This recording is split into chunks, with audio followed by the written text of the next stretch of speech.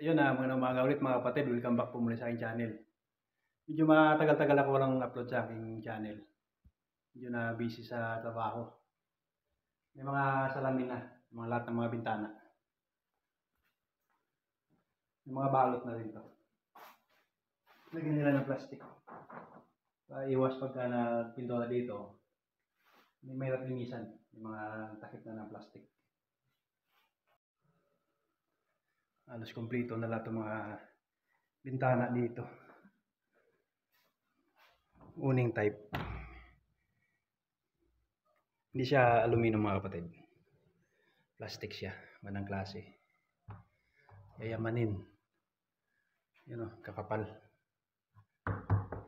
Galing Maynila. Kay Kinit in Mac.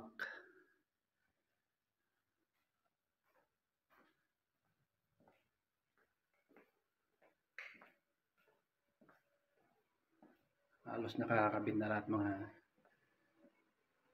salamin, pati dito sa may pintuan, sa pinaka balkon, sliding. Yun, mabalot na lahat ng plastic.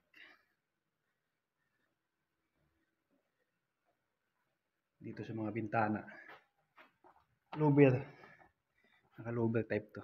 May mga handle na rin to. Ganda klase to. Hanggang sa taas, meron na rin lahat.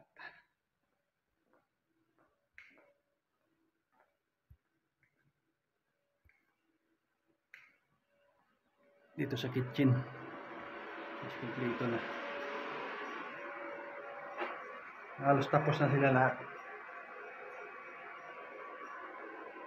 Nakabit na. Balikan nila lang yung mga handle dyan sa mga bintana.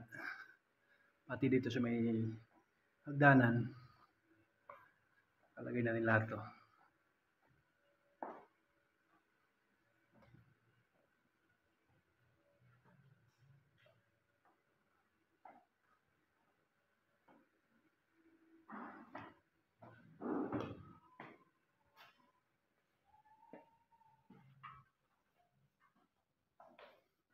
Dito sa kwarto, nakabit na lahat. Sa CR,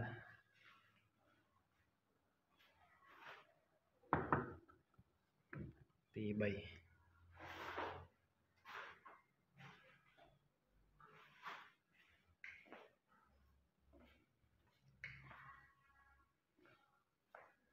Dito sa may family area, meron na rin.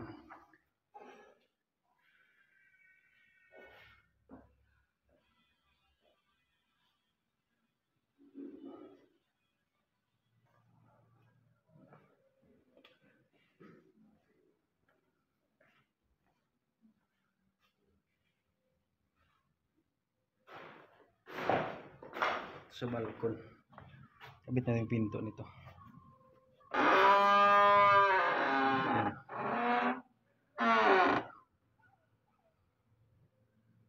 Kapal to, BB duty.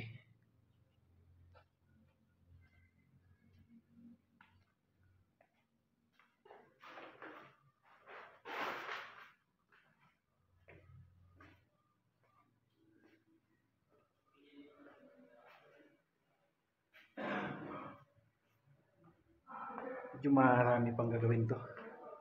Habang papatapos yung bahay, doon makikita na bumabagal na.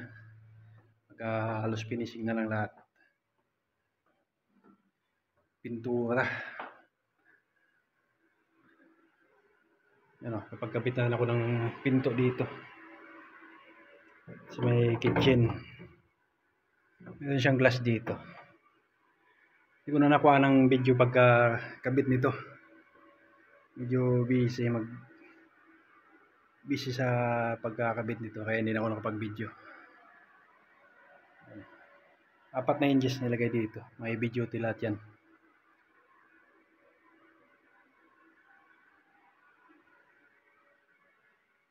Lalaki yung pinto dito. Dito sa CR nakakabit na rin to.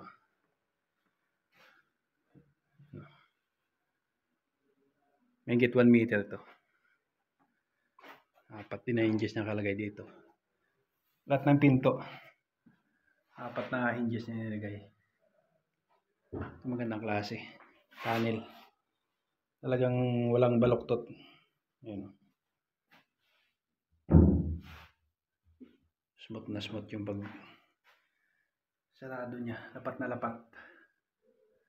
Kapag install pa lang ng door jump, kailangan ma-perfect na yung pinakahulog niya. Yung eskwalado niya. Tsaka yung hulog. Pagka sablay yung pagkalagay ng hamba, pag nilagay mo yung pinto, doon mo makikita na pilipit pagka wala sa ayos yung hamba. Yan. Halos kumpleto na yung mga pinto dito. Ito yung isa, yung bukod tanging nara. Ito yung pang main entrance. Makapal to. Ito yung may pivot hinge sa main door.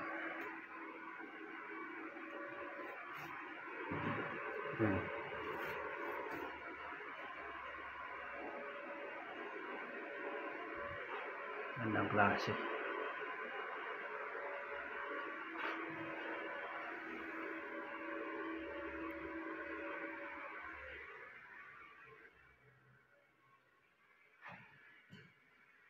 Halos finishing na lang lahat na iwan dito.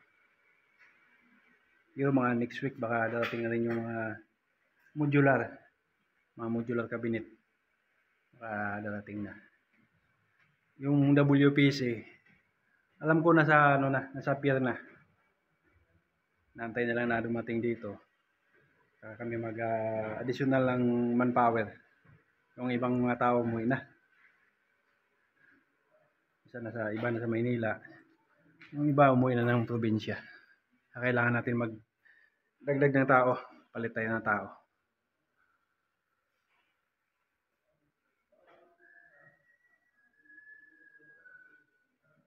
The next day. Ayun o, dumating na yung mga WPC.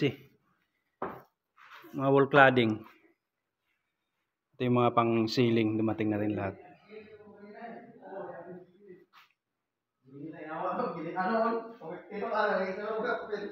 Gagandang klase itong WPC na to. Dito dinari. Kakapal. Bigat. Mas mabigat pa to kay Rino. Ayan. Tibay ito.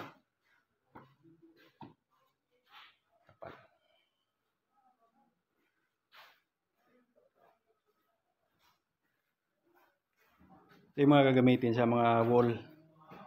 Mayroong mga wall sa taas na may WPC.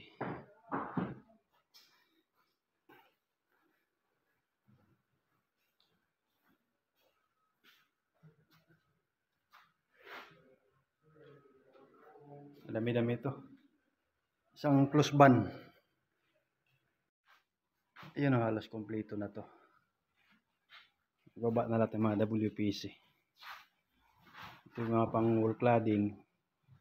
Mga pang outdoor. May mga pang indoor dyan.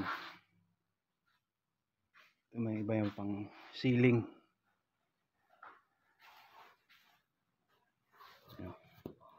Ito pang indoor. Dami.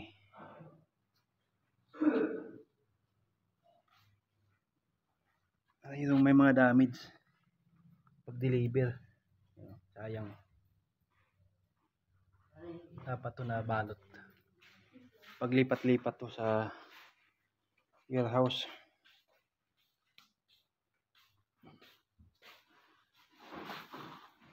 Ito yung kulay white. Pintable siya. Pwede pinturahan.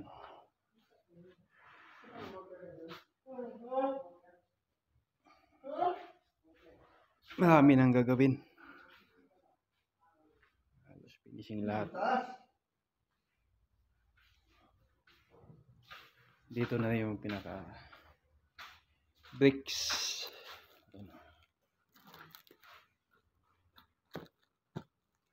Kahon siya. Ito yung sample. Ito. Para siyang clay. Dito lang kung may bukas dito. Ito yung mga pang clip ng WPC.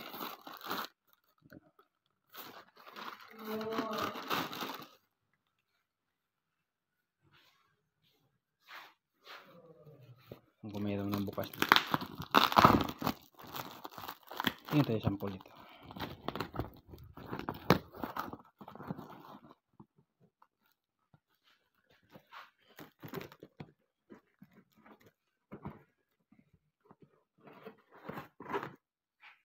Yun o. Manipis lang siya.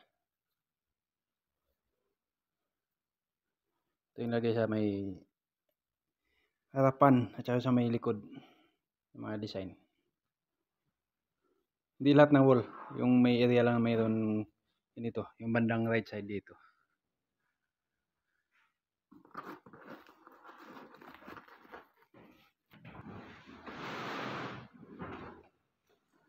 Dito muna kami sa taas. Magkasa ng mga pinto. Hindi pa rin dumating yung planer. Tagal ko na na-order yun. Hindi pa rin dumating. Dito muna kami. Extension.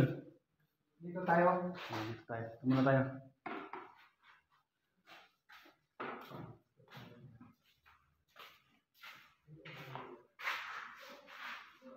Dito muna kami sa hallway.